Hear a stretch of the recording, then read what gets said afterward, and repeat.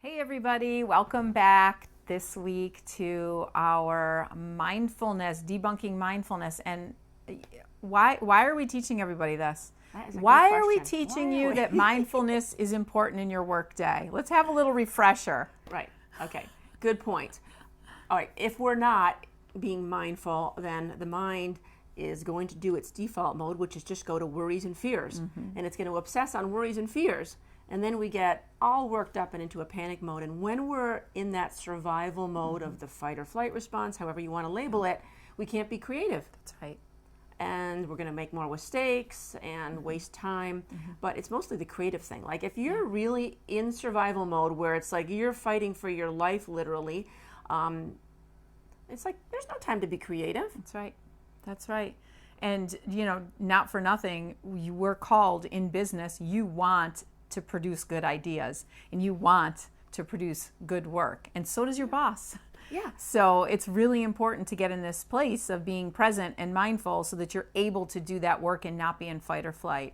So we've taught the last couple of weeks, we've taught something you can do at the beginning of your day to be mindful, to start being mindful, which is, you know, the gratefulness journal we spoke about. You can go back and look.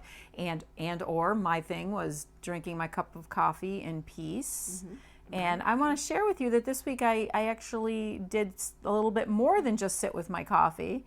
I actually did a little bit of meditation and did some breathing in the morning and just focused on my breath for a few minutes. Awesome. And that was really helpful. What have you been doing? Maybe people want to know if we're doing it too. Oh, right.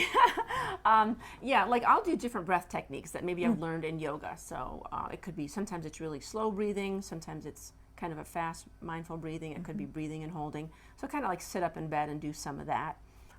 But yeah, the gratitude journal really works for me a lot to grab that, write a few things, because otherwise I shift to like, you know, I'm not doing enough, but then I write out what I'm grateful for, and that shift just brings my energy down. Well, and so that's actually, so our step number 3 today is in alignment with that, right? Because what we're talking about is how do we end our day?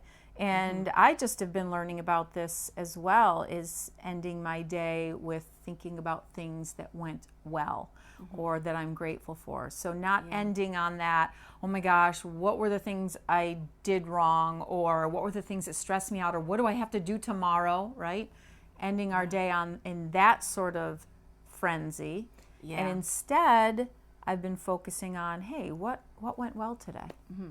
Yeah, I remember when I used to be a school teacher, and I would go home at the end of the school day and just be thinking about, you know, the mind always does this, goes to what didn't go well, how I might not have handled the situation as well as I would have liked to, and all the problems, and I bring them home and I talk to my husband about them, and they'd be on my mind the whole night, and then I couldn't sleep. Yeah, so this is a practice that is really research-based, from Sean Aker, who was a positive psychologist from Harvard University.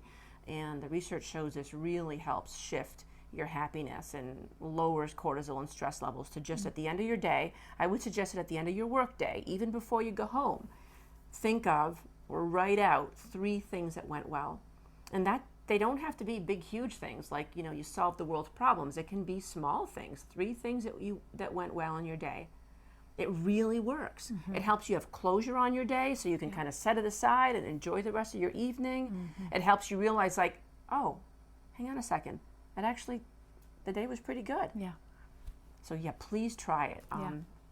Right. And maybe grab your calendar and put it in your calendar. So it's going to be There you go. 3 things that went well. So it's going to be that ding that reminds you, because once this video is over, you're probably going to forget everything we said. That's right. That's right. So do all 3, right? Put your morning time in, put in your calendar, coffee, drink, whatever it is.